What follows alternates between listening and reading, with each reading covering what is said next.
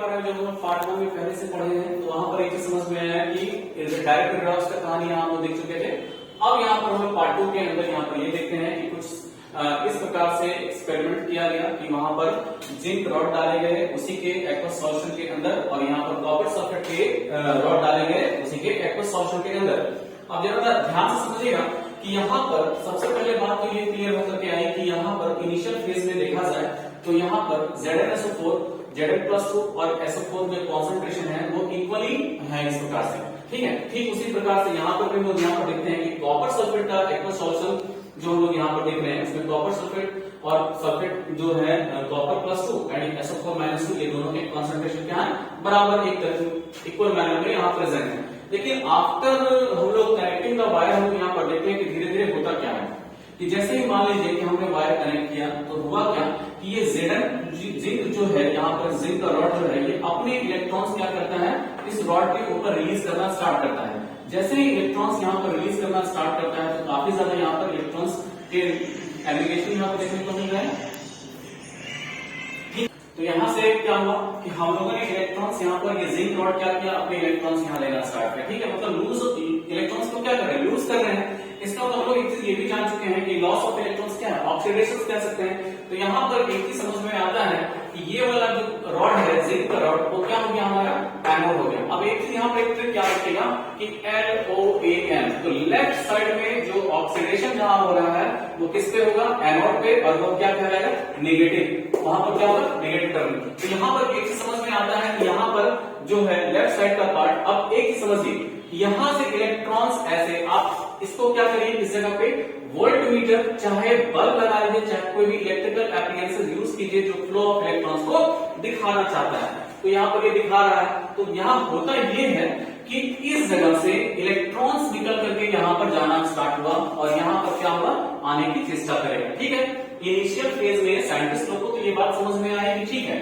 तो यहाँ से क्या होगा Zn+ ये यहाँ पर प्लस जो है Zn+2 यहाँ पर प्लस एक्वस सॉल्यूशन में प्लस पॉजिटिव चार्ज क्या हो गया बढ़ने लग गया। तो सॉल्यूशन क्या हो गया पॉजिटिवली चार्ज हो गया। सॉल्यूशन कैसा हो गया पॉजिटिवली चार्ज हो गया। तो सॉल्यूशन पॉजिटिवली चार्ज हो गया इस जगह पे। तो अब एक समझिए इस सॉल्यूशन के अंदर कॉन्सेंट्रेशन ऑफ पॉजिटिव चार्ज बहुत ज्यादा हो गए। अब देखिए अगर ये इलेक्ट्रॉन्स यहाँ पर किसी तरह से निकलते हैं यहाँ से तो ये चाहेगा कि पॉजिटिव का कॉन्सेंट्रेशन चार्ज का ज्यादा होने की वजह से सॉल्यूशन में ये इस इलेक्ट्रॉन्स को कहीं बाहर जाने नहीं देना चाहेगा। इसका मतलब ये ट्रैप करके रखेगा। और किसी तरह से अगर ये इलेक्ट्रॉन्स यहाँ से बाहर निकल भी जाता है तो आप यहाँ ये भी तो देखिए कि यहाँ कॉपर के जो Cu+2 है यहाँ पर आकर के डिपोजिट होना स्टार्ट हुआ तो यहाँ पर क्या होगा यहाँ निगेटिव चार्ज बढ़ना स्टार्ट हो गया, ठीक है। अब यहाँ से निगेटिव यहाँ पर कॉन्सेंट्रेशन एक्वस सॉल्यूशन में जो देख रहे हैं Cu+ कॉपर सल्फेट का निगेटिवली यहाँ बहुत ज्यादा हो गया। तो अब देखिए यहाँ निगेटिव बहुत ज्यादा और यहाँ से इलेक्ट्रॉन्स चाहता था कि हम यहाँ आए तो ये दोनों में क्या होगा रिपल्शन आने को देना चाहेगा नहीं। तो एक तरह से ये हुआ क्या कि सॉल्यूशन के अंदर इलेक्ट्रॉन्स यहाँ से जा नहीं सकता है, ये जाने नहीं दे रहा है इलेक्ट्रॉन्स को और ये इलेक्ट्रॉन्स को आने नहीं दे रहा है। इसका मतलब इलेक्ट्रिकल न्यूट्रलिटी क्या हो गई मैनेज हो गई। साइंटिस्ट के समक्ष यही समस्या आकर के खड़ा हो गई कि अब क्या किया जाए सेल तो वर्किंग करना स्टार्ट करेगा नहीं। तो अब यहाँ से एक चीज समझ में आता है कि अब एक ऐसा एपरेटस डिजाइन किया गया यूट्यूब के फॉर्म में और उसे इन्वर्टेड लगा दिया इस कंटेनर के अंदर सेल के अंदर और वहां से उसमें भरा गया क्या भरा गया अगर जेली लाइक सब्सटेंसेस जिससे हम लोग अगर कह सकते हैं एनसीईआरटी में मेंशन है ये तो यहाँ पर अगर जेल डाल दिया गया, ठीक है। अब मान लीजिए यहाँ पर अगर जेल डाला इसके पास यहाँ कॉटन लगा दिया, क्या लगा दिया कॉटन। ऐसा इसलिए किया गया कि मान लीजिए यहाँ से अगर ये पॉजिटिव चार्ज ऊपर जाता है तो यहाँ पर एक जंक्शन बैरियर पोटेंशियल डेवलप होगा, ठीक है। तो यहाँ पॉजिटिव से निगेटिव ये भी एक समस्या थी और यहाँ से क्या हो गया नेगेटिव से यहाँ तो यहाँ से क्या हो ये यहाँ पर क्या हो गया बैरियर पोटेंशियल। तो यहाँ हम लोग जानते हैं कि EMF डेवलप होता है पॉजिटिव से नेगेटिव और यहाँ से क्या देख रहे हैं कि पॉजिटिव से नेगेटिव यहाँ पर ये है तो ये दोनों एक दूसरे को क्या कर रहे हैं यहाँ तो प्रॉब्लम कॉज हो जाएगी ना।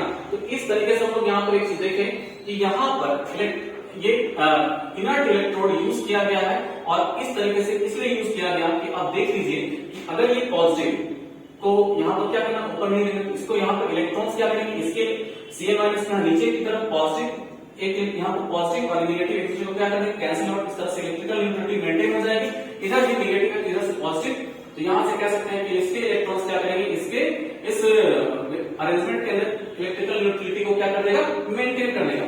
जो समस्या एक्सेप्ट नहीं हो रहा था, ये जाने नहीं दे रहा था, तो यहाँ से सेल वर्क करना स्टॉप कर दे रहा था। तो इस समस्या को इस यूट्यूब के माध्यम से समाप्त कर दिया गया और इस तरह से सेल क्या हो गया, पूरी तरह से वर्किंग करना स्टार्ट हो गया। और आप एक चीज याद रखिएगा कि यहाँ पर सॉल्यूशन के अंदर पॉजिटिव चार्ज बढ़ रहा है, सॉल्यूशन के अंदर क्या हो रहा है, पॉजिटिव चार्ज बढ़ता चला जा रहा है। क्लियर है? यहाँ पर माइंड सेट हुआ कि नहीं हुआ? ठीक है, ओके। तो इस प्रकार से हम लोग यहाँ पर देखते हैं कि पूरी तरह से इस तरह से हम लोग यहाँ पर देख पाएंगे इलेक्ट्रोकेमिकल सेल के अंदर इनडायरेक्ट रिडॉक्स के माध्यम से इसे हम लोग फाइनली इलेक्ट्रिकल एनर्जी के रूप में हम लोग यूज कर पाएंगे। Thank you.